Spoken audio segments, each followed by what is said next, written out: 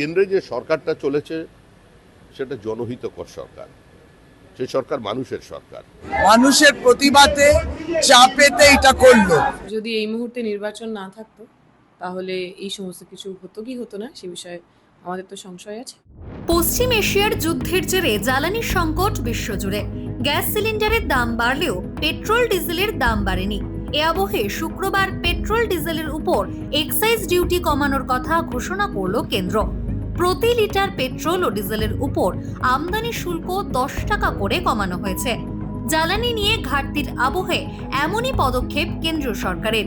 এই ঘোষণার আগে প্রতি লিটার পেট্রোলে 13 টাকা এক্সাইজ ডিউটি ধার্য হতো, এখন থেকে তা কমে হবে 3 টাকা।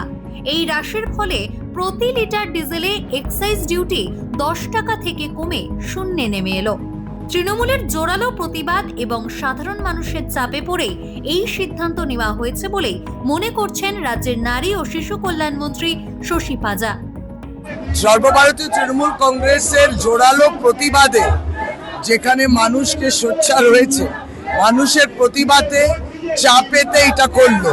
কিন্তু সেই সঙ্গে আমাদের হিসেব রাখতে হয় যে সেসের মাধ্যমে এবং অধিকাংশ এই সেস সারচার্জের মাধ্যমে এই কেন্দ্র সরকার অনেক রোজগার করে, আর রাজ্য সরকারগুলোকে তার প্রাপ্য টাকা দেয় না, এটাও মাথায় রাখতে হবে। কেন্দ্রের এই সিদ্ধান্তকে সাধুবাদ জানালেও রাজ্যের তৃণমূল সরকারকে পাল্টা কটাক্ষ করতে ছাড়েনি বিজেপির রাজ্য সভাপতি শ্রমিক ভট্টাচার্য। তিনি বলছেন, দেশের সরকার সাধারণ মানুষের সরকার। মানুষ জানেন কেউ না থাকলেও সাধারণ মানুষের পাশে থাকবে কেন্দ্রের সরকার। কোভিডের সময় যখন কেন্দ্রীয় সরকারের মাসুল প্রত্যাহার করে নিয়েছিলেন, সে তো প্রধানমন্ত্রীর সিদ্ধান্ত ছিল। কারণ কেন্দ্রে যে সরকারটা চলেছে সেটা জনহিতকর সরকার, সেই সরকার মানুষের সরকার। আসমুদ্র হিমাচলের মানুষ দেশের প্রধানমন্ত্রী নরেন্দ্র মোদীর উপর আস্থা রাখেন, বিশ্বাস রাখেন যে আর কেউ না হোক তিনি তার সঙ্গে আছেন। তার প্রতিফলন আপনারা ভোটে দেখতে পান। কিন্তু পশ্চিমবঙ্গের সরকারের পক্ষ থেকে তো বিশেষ কোনো উদ্যোগ চোখে পড়েনি। বিজেপি শাসিত বিভিন্ন রাজ্যে কোভিডকালে পেট্রোলিয়ামজাত পণ্যের উপর থেকে দাম তাদের মাসুলটা প্রত্যাহার করে নেওয়া হয়েছিল। অনেকেই অনেক শতাংশ কমিয়েছিলেন। এ রাজ্যে কি দেখেছিলেন? আজকে এ রাজ্যের মুখ্যমন্ত্রী কোনো ব্যবস্থা নিয়েছেন? মানুষের যখন অসময়, তখন মানুষের পাশে দাঁড়ানোর পরিবর্তে কুৎসা, সমালোচনা, আক্রমণ, এটাও তো মানুষ দেখছেন। অন্যদিকে ভোট না থাকলে এই সিদ্ধান্ত আদৌ হতো কিনা তা নিয়ে সংশয় প্রকাশ বামেদের।